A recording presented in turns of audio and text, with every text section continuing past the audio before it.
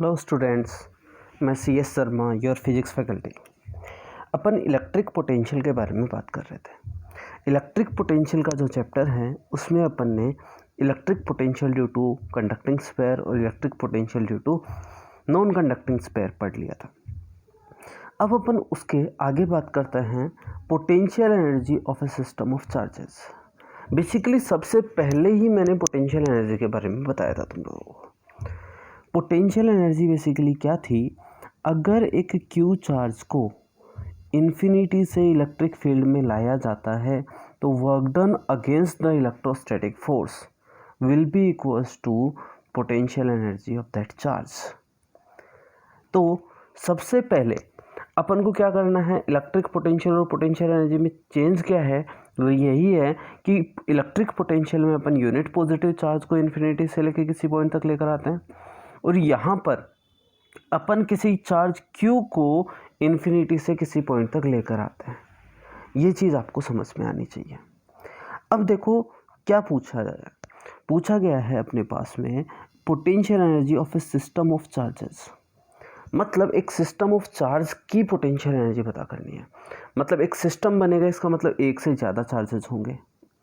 तो एक से ज़्यादा चार्जेस होंगे, इसका मतलब क्या है, अपने को एक से ज़्यादा चार्जेस को इन्फिनिटी से लेके उनके डिज़ायर्ड पॉइंट्स तक लेकर आना है। ये चीज़ आप लोगों को समझ में आनी चाहिए। तो अपन को क्या करना है, अगर मान लो मुझे बोला जाए कि मेरे पास एक सिस्टम बनाना है दो चार्ज का, Q1 और Q2 का, तो पहले Q1 को उसके डिज़ायर्ड पॉइंट पर लेके आएंगे, फिर Q2 को उसके डिज़ायर्ड पॉइंट पर लेके आएंगे।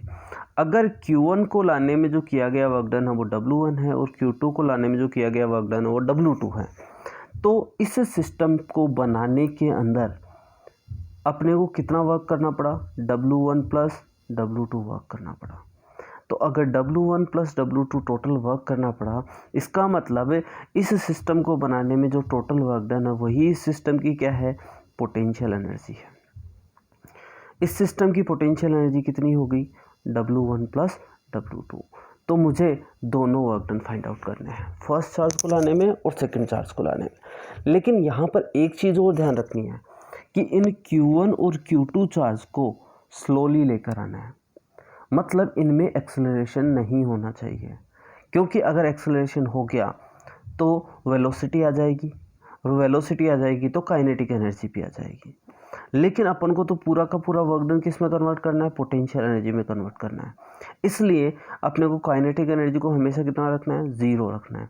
तो इनको इस तरीके से लेके आना है कि पोटेंशियल एनर्जी ही रहे। इसका मतलब इनकी वेलोसिटी कितनी होनी चाहिए, नेग्लिजिबल होनी चाहिए। मतलब इनको बहुत धीरे धीरे ट्रांसफ़र करते हुए लेकर आना है। ये चीज़ आपको समझ में आ जानी चाहिए। ठीक है, अपन इसके बारे में पढ़ते हैं। Potential energy of a system of charges is equals to total work done to transfer all the charges from infinity to the desired points। मतलब उस सिस्टम की पोटेंशियल एनर्जी जो है वो किसके बराबर होगी, टोटल वर्क डन के बराबर। To transfer all the charges मतलब जितने सिस्टम में प्रेजेंट हैं उन सारे चार्जेस को from infinity to the desired points. ये चीज़ समझ में आ गई होगी आप लोगों को आई थिंक। अपन बात करते हैं, पहला सिस्टम अपन फॉर्म करते हैं potential energy of a system of 2 charges. मतलब अपने को कितने चार्ज का सिस्टम बनाना है, 2 चार्ज का सिस्टम बनाना है। तो 2 चार्ज का अगर सिस्टम बनाना है, इसका मतलब मेरे पास में कितने चार्जेस इन्फिनिटी पे प्रेजेंट होने चाहिए, 2 चार्जेस प्रेजेंट होने चाहिए, Q1 एंड Q2। और अपन क्या करेंगे, उन दोनों चार्जेस को जो है उनके डिजायर्ड पॉइंट्स पर लेकर आएंगे। चलो इसके बारे में बात करते हैं अपन। If a system have 2 charges Q1 and Q2, these charges forms a system in which they are placed r distance apart from each other। मतलब अपने पास में 2 चार्जेस प्रेजेंट है, Q1 और Q2। अपन को उन दोनों चार्जेस से एक ऐसा सिस्टम बनाना है जिसमें वो दोनों चार्जेस एक दूसरे से r डिस्टेंस पे प्रेजेंट हो। Then the potential energy of this system is equals to work done to transfer both the charges from infinity to the desired points। मतलब क्या करेंगे, अपन दोनों चार्जेस को इन्फिनिटी से लेके उनके डिजायर्ड पॉइंट्स तक लेकर आएंगे और total work done find out करेंगे। तो वो टोटल वर्क डन जो होगा वही उस सिस्टम की क्या हो जाएगी, पोटेंशियल एनर्जी हो जाएगी। ठीक है, पहली चीज़ देखो, work done to transfer Q1 charge. सबसे पहले कौन से चार्ज को लेके आए? Q1 चार्ज को लेके आए।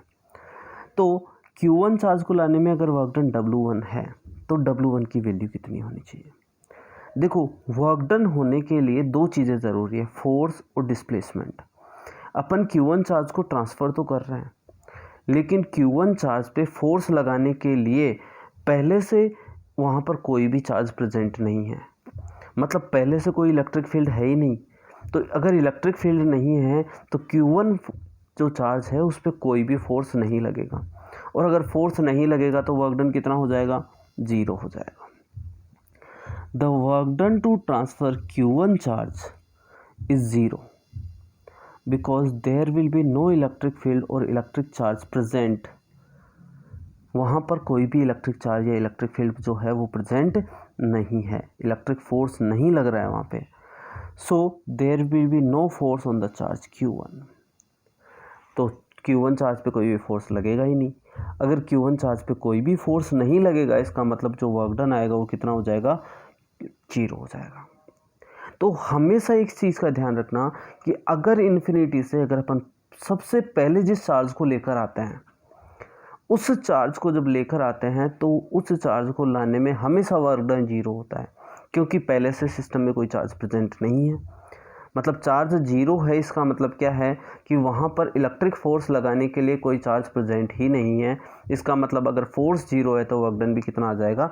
0 आ जाएगा। ये चीज़ समझ में आ जानी चाहिए, ठीक है। नेक्स्ट पढ़ते हैं अपन, work done to transfer Q2 charge W2। Q2 charge को ट्रांसफ़र करने में वर्क डन, देखो Q2 चार्ज को ट्रांसफ़र करने में जो वर्क डन है वो, तो अब देखो Q2 चार्ज को लाएंगे तो अपन पहले कौन से चार्ज को ला चुके हैं? Q1 चार्ज को। मतलब अब सिस्टम में एक Q1 चार्ज प्रेजेंट है जो एक इलेक्ट्रिक फील्ड प्रोड्यूस कर सकता है, या फिर ऐसा बोल सके कि Q2 चार्ज पे वो क्या कर सकता है? इलेक्ट्रिक फोर्स लगा सकता है। तो अगर इलेक्ट्रिक फोर्स Q2 चार्ज पे लग रहा है और अपन ट्रांसफ़र भी कर रहे हैं तो निश्चित तौर पे कोई ना कोई वर्क डन ज़रूर होगा। उस वर्क डन की कैलकुलेशन अपन करते हैं। The work done to transfer Q2 charge from infinity to the desired point which is r distance from Q1 will be. देखते हैं, यहाँ पर अपन देखें, अपन क्या जानते हैं? W2 Q2 चार्ज को लाने में work done minus of F dot TR, क्योंकि F क्या होगा? लगने वाला फोर्स। किस पर? Q2 पर लगने वाला फोर्स किसके कारण? Q1 के कारण। तो फोर्स जो आएगा वो कितना आएगा? K Q1 Q2 R minus K Q1 Q2 1/r² into DR, infinity से लेकर R तक, क्योंकि इनिशियली इन्फिनिटी पे था, फाइनली कहाँ पे आ गया? R पे आ गया। इंटीग्रेशन, ये वाला इंटीग्रेशन अपन बहुत बार कर चुके हैं, इसका इंटीग्रेशन आता है -1/r। ये माइनस और ये माइनस क्या हो जाएगा? प्लस हो जाएगा। तो अगर ये प्लस हो जाएगा इसका मतलब क्या रहेगा? माइनस माइनस प्लस जब हो गया तो उस कंडीशन में क्या बोल सकते हैं अपन कि K Q1 Q2 1/r minus 1/infinity, ये 1/r माइनस 1/infinity कितना हो जाएगा? 0। तो वर्क डन कितना आ जाएगा यहाँ पे?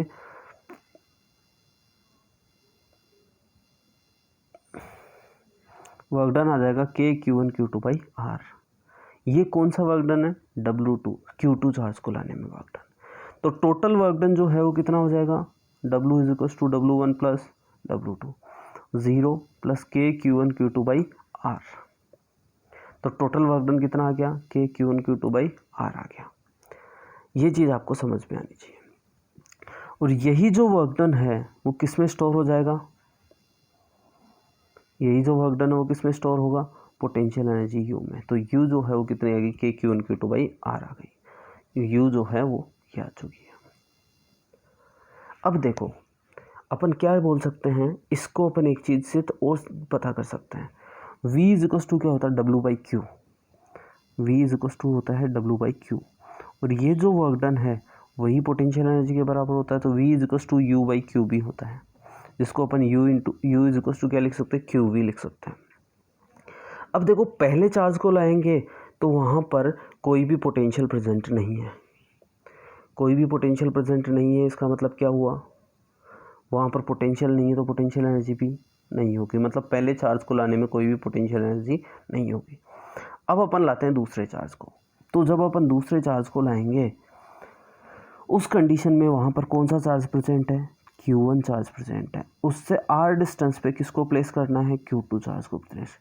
तो इस Q2 चार्ज की पोटेंशियल एनर्जी देखनी है, तो Q2 चार्ज की पोटेंशियल एनर्जी क्या होगी, U is equals to Q2 into potential due to Q1, किसके कारण, Q1 के कारण।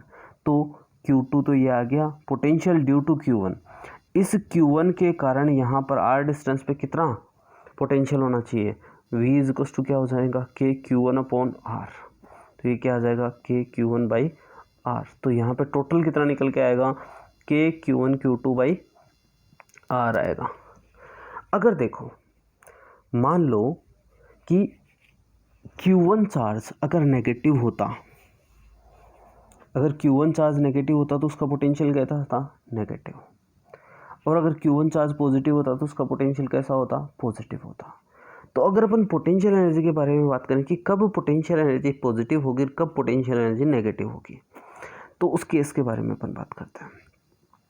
तो U बेसिकली क्या है, Q2 into V due to Q1। अगर मान लो सबसे पहले बात करें Q1 अगर पॉजिटिव है तो V जो आएगा वो कैसा आएगा, पॉजिटिव। और अगर Q1 जो है वो नेगेटिव है तो V कैसा आएगा, नेगेटिव। ये चीज़ अपन जानते हैं।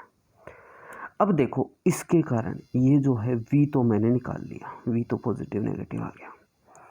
अब इस Q2 के बारे में बात करते हैं। ये तो डिपेंड कर गया Q1 का।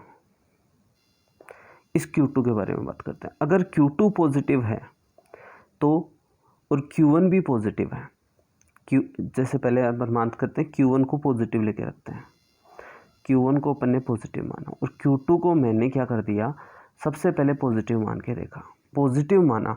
तो इस Q1 के कारण जो V आया वो तो कैसा है, पॉजिटिव है। और ये Q2 भी पॉजिटिव है, तो पॉजिटिव इंटू पॉजिटिव कैसा हो जाएगा, पॉजिटिव हो जाएगा। मतलब पोटेंशियल एनर्जी कैसी आएगी, पॉजिटिव आएगी। Q1 पॉजिटिव है लेकिन Q2 को क्या मान लिया जाए, नेगेटिव मान लिया जाए, तो पॉजिटिव और नेगेटिव क्या हो जाएगा, नेगेटिव हो जाएगा। यहाँ से एक और चीज़ देख सकते हैं, देखें जैसे ये पॉजिटिव Q1 पॉजिटिव और Q2 भी पॉजिटिव है, तो पॉजिटिव के बीच में लगने वाला फोर्स कैसा होगा, रिपल्सन का। मतलब जब रिपल्सन का फोर्स लगता है तब तो पोटेंशियल एनर्जी कैसी आती है, पॉजिटिव आती है। और जब फोर्स अट्रैक्शन का हो जाता है तब पोटेंशियल एनर्जी कैसी आती है, नेगेटिव आती है। तो ये चीज़ आप लोगों को लिखनी है या समझनी है कि if electrostatic force are of repulsion in nature, potential energy is positive. Electrostatic force जो है वो अगर अट्रैक्शन के नेचर का होगा तो पोटेंशियल एनर्जी कैसी आएगी, नेगेटिव आएगी। ये चीज़ आप लोग एक बार नोट डाउन कर लेना। इस चीज़ को अपन एक्सप्लेन कर चुके हैं, ठीक है। नहीं कोई चीज़ समझ में आती है तो कमेंट सेक्शन में डाल दें, मैं उस चीज़ को वापस एक्सप्लेन कर दूंगा। आगे अपन बात करते हैं potential energy of a system of 3 charges. कितने चार्ज की सिस्टम बनाना है, 3 चार्ज का सिस्टम बनाना। अब 3 चार्ज का सिस्टम बनाना है, इसका मतलब क्या होगा, 3 चार्जेज इन्फिनिटी पे प्रेजेंट होने चाहिए, Q1 Q2 एंड Q3। पहले वाले चार्ज को लेके आएंगे तो वर्क डन W1, दूसरे वाले चार्ज को लेके आएंगे तो वर्क डन W2, तीसरे वाले चार्ज को लेके आएंगे तो वर्क डन W3। ये चीज़ अपन को पता होनी चाहिए। देखो अपन पहले ही पढ़ चुके हैं कि पहले वाले चार्ज को लाने में वर्क डन हमेशा कितना होता है, 0 होता है, क्योंकि पहले से कोई भी चार्ज प्रेजेंट नहीं होता है। दूसरे वाले चार्ज को लेके आएंगे तो किसके कारण फोर्स लगेगा, पहले वाले के कारण फोर्स लगेगा। लेकिन जब तीसरे चार्ज को लेके आएंगे तो वहाँ पर पहले से 2 चार्ज प्रेजेंट है, Q1 भी और Q2 भी। तो Q3 पे Q1 भी फोर्स लगाएगा और Q2 भी फोर्स लगाएगा। मतलब मुझे Q1 के अगेंस्ट भी, Q1 वाले फोर्स के अगेंस्ट भी वर्क करना पड़ेगा और Q2 वाले फोर्स के अगेंस्ट भी वर्क करना पड़ेगा। तो W3 में जब अपन निकालेंगे तो वहाँ पर 2 जो फोर्सेस के अगेंस्ट वर्क करना है। चलो स्टेप बाय स्टेप इन चीज़ों को समझते हैं। सबसे पहले potential energy of a system of 3 charges is equals to work done to transfer all the charges from infinity to the desired points. Charges नहीं पॉइंट्स। ठीक है, अपन क्या करेंगे, तीनों चार्जेस को लेंगे इन्फिनिटी से उनके डिजायर्ड पॉइंट्स पे रख देंगे। ठीक है, if we have 3 charges Q1, Q2 and Q3, these charges forms a system as shown in the figure, जैसे ऊपर वाले फिगर में दिखाया गया था। then potential energy of a system will be equals to work done to transfer these charges from infinity to the desired points। देखो अपन पहले क्या क्या निकाल चुके हैं, पहले अपन निकाल चुके हैं W1 निकाल चुके हैं, ऊपर वाले सिस्टम में वो कितना आया था, 0 आया था। दूसरा अपन क्या निकाल चुके हैं, सेकेंड वाला सिस्टम के लिए भी निकाल चुके हैं, वो कितना आ रहा था, W2 कितना आया था, K Q1Q2/R। ऊपर वाला जो प्रोसेस था वहाँ तक अपन निकाल चुके थे। अपने को निकालना क्या है, अपने को निकालना है work done to transfer Q3 charge. किसको ट्रांसफ़र करने में, Q3 चार्ज को ट्रांसफ़र करने में। When we transfer Q3 charge, it experiences 2 forces due to Q1 and Q2 charge. So we have 2 work done against forces exist by both Q1 and Q2। Q1 और Q2 दोनों के कारण जो force exist करेंगे उनके against मुझे क्या करना पड़ेगा, वर्क करना पड़ेगा। तो सबसे पहले अगर अपन देखें तो पहले कौन से फोर्स के कारण, फोर्स ऑन 3 ड्यू टू 1 और फोर्स ऑन 3 ड्यू टू 2। तो इसको इन्फिनिटी से लेके कहाँ तक, R13 तक, इसको इन्फिनिटी से लेके कहाँ तक, R23 तक। तो F31.dr, F32.dr। तो F31 कितना होगा, K Q1 Q2 Q3 upon R13 R square, K Q2 Q3 upon R square into dr। Infinity से लेके R13 तक, इन्फिनिटी से लेके R23 तक। इसको अगर अपन क्या करेंगे, इंटीग्रेट कर देंगे तो वही वाली चीज़ निकल के आएगी। K Q1 Q3 तो माइनस का बाहर आ जाएगा, 1 upon R square, K Q2 Q3 यहाँ पे 1 upon R square into dr। तो यहाँ पर क्या आ जाएगा, 1 upon R square into dr का क्या हो जाएगा, 1 अपॉन R13, 1 अपॉन इन्फिनिटी, ये कितना हो जाएगा, 0। यहाँ पे भी कितना हो जाएगा, ये 0 हो जाएगा। ये इंटीग्रेशन बहुत बार कर चुके हैं अपन। तो यहाँ पे क्या आ गया, K Q1 Q3 R13, K Q2 Q3 R23। तो ये क्या हो गया, work done to transfer the third charge Q3 charge. अब अपन देखो टोटल देखते हैं, टोटल वर्क डन देखें तो so the potential energy of the system will be equals to U W1 plus W2 plus W3।